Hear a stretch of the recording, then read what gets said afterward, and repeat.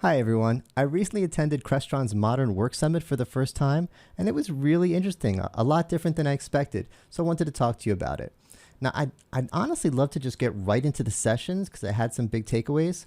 I don't blame you if you use the YouTube chapters and go right to the sessions, but first I have to talk about the event itself. I want to thank Brad Hinsey and his team for putting on a great event. Brad Hinsey is the Executive VP of Marketing at Crestron.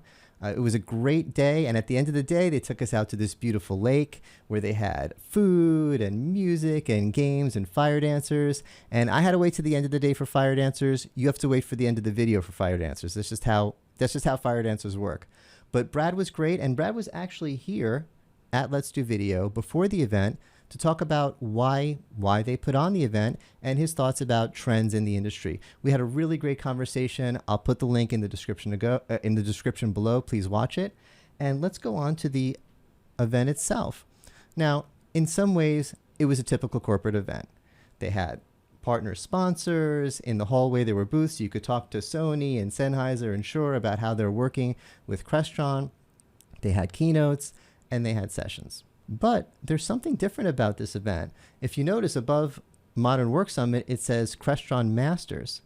Now, one of the things that makes Crestron unique as a company is they don't just sell boxes with products inside of them. They have this community of programmers that work together to make their products better for their customers. Masters is a particularly important event because that's where this community comes together to get the training and certifications they need. The Modern Work Summit is held at the same location, same time, as an added value for this community. So going into the keynote, things were immediately different. Now, some things were the same. This was a massive hall. At one point, they did a thing where they passed a balloon back and people were passing it back, and it took a long time to get to the back. So it was a big room, but here we have it, the big keynote stage, and what are we expecting? Crestron product announcements, right? That's what these vendor events are about. There was none of that. It was very different. They weren't talking about their products. They weren't talking about new announcements. It was no Crestron stuff. It was really about trends and just about a modern work summit. What they did talk about when they talked about Crestron, the little they did, the only announcement I really saw was a Crestron community, a new web portal for the people in that room who work together doing the programming that makes Crestron special. Now, I have to say, I love communities. I love these kind of portals, but this is one of the hardest things you could do. I tried to create communities and failed many times. So whoever is running this, they better be passionate about it. They better be waking up in the morning thinking, I love my community, because this can be incredibly powerful. But again, it is incredibly difficult. They will also share their thoughts on trends. This is something that came up in one of the keynotes. And again, just to show that this is the kind of thing they were talking about. This wasn't a Crestron sells a good camera event. This was Crestron understands your pain. This is Crestron understands, the modern work, the way the workplace is changing. That's the kind of company you want to be working with to design your rooms. I mean, if you have a fancy executive boardroom like this, you can't be with a company that's just trying to sell you gear and doesn't understand your pain. By the way, I want some interaction here. Put in the comments, do you agree with these 5 points? Do you agree that these are the 5 fundamental needs that Crestron has identified? One thing I will say, I noticed they say exceptional audio. They don't say exceptional video. And as Let's Do Video, I agree with that. The video's got to be good. The video's got to be very good, but the audio's got to be exceptional. That kind of insight is what we're looking for. So going back to our main stage, there's Brad up on the main stage. Another thing that made this different, it was a really transparent conference. It was a very real conference. Brad brought some customers up on stage, some partners and customers. And you would expect he'd bring up the cupcakes, the ones who love Crestron, never had a problem, only going to say good things. He brought on some longtime partners that have been through some tough times. We've all been through the supply side thing. And they did not hold back. They let Brad have it. And the feeling in the crowd, what I was hearing from everyone around me, wasn't like, oh, this is bad. I mean, obviously it wasn't. They're customers. They still love Crestron. But the fact that it was so transparent that they didn't hold back, that they said, yes, when this happened, we were unhappy with Crestron. And then when this happened, we were happy with Crestron. It was like, oh, this is a different kind of conference. We're getting the real deal here. It was funny because it really sort of opened up the energy in the room. Everyone got sort of playful. the CEO president of Crestron, Dan Feldstein, got on stage with Brad, and he was kind of giving Brad a hard time in a playful way. Speaking of Dan, a funny thing happened later in the day. I was at one of the sessions, and I'm checking LinkedIn and watching the session, and I look over to my right, and there's the CEO of Crestron sitting right next to me. And at the end of the day, we're just two guys sitting in a session, but still. So I think what I heard in my head might not have been what I actually said to Dan. So Dan, if you're watching, I just wanted to clear up. What I heard in my head was, oh, Dan, wow, thank you so much for having me at this event. This is really great. I'm getting a lot of value of it, and your team's done an amazing job. That's what I heard in my head. I think what I said was, hi. So I hope that clears things up. So let's move on to the sessions. There was a lot of value in the sessions. They were hosted by the amazing Neil Fluester. I love Neil. He does such a great job. Amazing presenter, content creator. Crestron's very lucky to have him, and he did an incredible job that day. So the sessions, but first of all, I want to mention I had Neil on my show recently, and we talked about how you get people back to the office and whether or not Taco Tuesday is enough. Let's roll the clip. I need a good reason. I need a real Taco reason. Tuesdays? You thirsty Thursdays? Does that not roll you up to go into an office, David? Come on. If the commute's under 45 minutes, I'm in for Taco Tuesday. Yeah, I'm in. I'm in for Taco Tuesday. Absolutely. Okay, so the consensus at the time was Taco Tuesday is not enough. But we'll revisit that in a minute. So our first session was Intel. Nicole England. Let's get her up on the screen here, from Intel, and it was a great presentation. The presentation was titled Welcome to AI in Meeting Spaces, but Intel's a little bit bigger than Meeting Spaces, so it was sort of a bigger presentation. We were talking about AI in general. And this was one of the big takeaways, and this might be the biggest takeaway I've taken from the event or any event this year so far. This, it was like a flash of lightning for me. Things are about to change. As she was presenting, she was giving a case for AI on the edge. And she was, first saying, hey, this isn't new and different and scary. We already have AI in the edge. The noise reduction, that's AI, and that lives in our computers. It's not happening in the cloud. The virtual backgrounds, we love our virtual backgrounds and all those tricks. That's all happening in the cloud. That's all, that's all happening on the edge. It's all happening in our computers. It's not all happening in the cloud. So stuff like Copilot, AI Companion, AI Assistant, we're running those in the cloud and they're using up a lot of servers. Should they be in our computers? I'm like, Intel's making an AI chip and they're going to make us buy it.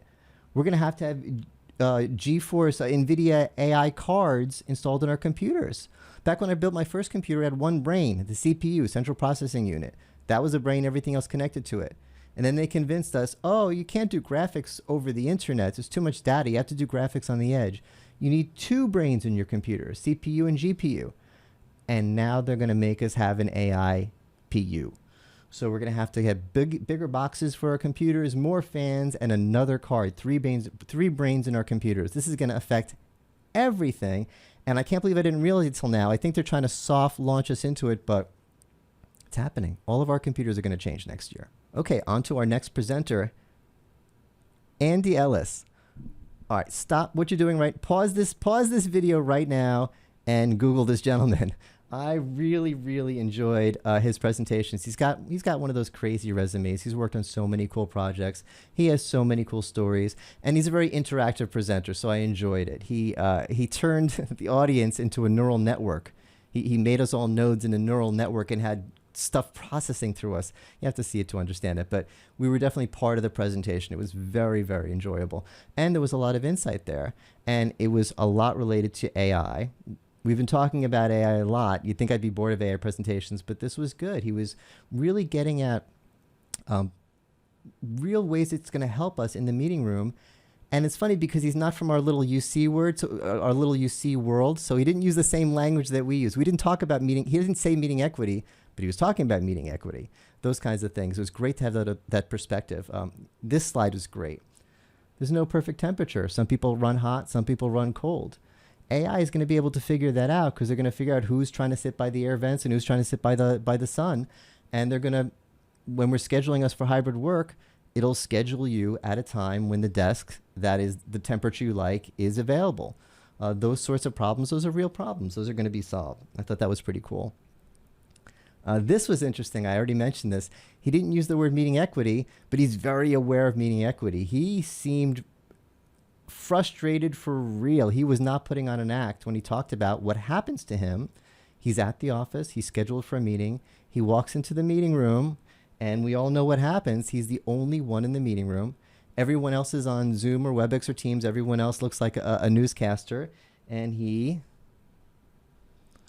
looks like this. And he viscerally hated it. He wasn't like, this isn't ideal. I hope they fix this someday. He was angry. He was not happy. This needs to be fixed right now. So the fact that our industry is spending so much time working on meeting equity shows we're on the right path. We're listening to Andy. Our next presenter is my colleague, Craig Durr from Future and Research. Craig is an awesome presenter, and he had a few points. I'm sorry, I keep looking down at my Stream Deck. There's a lot of buttons. I need a bigger Stream Deck. There's a lot of buttons for this presentation. There was a lot to learn. He had a few really good takeaways. Let's go to the first Craig slide. It's a little hard to read, but I'll talk you through it. So the big bar is when these are decades of when buildings, our office buildings, were built. This is the 80s. All of our office buildings that we're trying to get us to come back into were built in the 80s. The only thing that was built well in the 80s was music. Music was good in the 80s. Everything else was not built well. These are ugly buildings. These are not good buildings. And this is what they all are. And this is what they're trying to get us back into. So yeah, if this whole return to the office just got a lot uglier after I saw this slide. Craig's next point. Oh, I thought this slide was really great. It's stuff we all know and we've talked about before, but to see it visualized. And again, I didn't take a great picture. It's not Craig's fault. It's my fault. But you could see the first thing here is concentration. We used to go to the office. We used to say this all the time. I'm going to the office because there's less distractions. There's too many distractions at home. I can't get anything done. I need to concentrate. I'm going to the office. We don't say that anymore. That's shrunk. Collaboration, that was a reason to go to the office. It wasn't a big reason. It is now the biggest reason. It's all about collaboration. Socialization. I don't go to work to make friends. I go to work to do work. Look how big the bar is now. I go to work to make friends. And the last one here is learning. Now, reading into that a little bit, I don't know if we decided that it was a better learning environment at the office. Now it's a better learning environment at home. I think we used to think, if I have to sit through this course for work, I'm doing it during work hours. If I'm learning, I'm going to do it at the office because I'm being paid to be at the office. I'm not being paid while I'm at home. Now, learning is just something you do when you want to learn, so we do it at home. Now, on to Craig's last slide. This really caught me by surprise, and again, it's a little hard to read, but I'll walk you through it. It's if you do, whether mandate or encourage your employees to come back to the office, what are they saying? Okay, I'll come back, but only if you give me, what they want. The first one is flexible times. Hi, Craig. First one is flexible times. I'll come in, but not 9 to 5. I'll come in when I need to be in. The second is transportation stipends, pay for my gas, pay for my train ticket. And then these next 4 things, it's all food. Free meals, coffee bars, snacks, discounted meals. All these 4 things are, Taco Tuesday. Remember earlier, Neil and I were saying that Taco Tuesday isn't what gets people back to work. It's got to be something more important.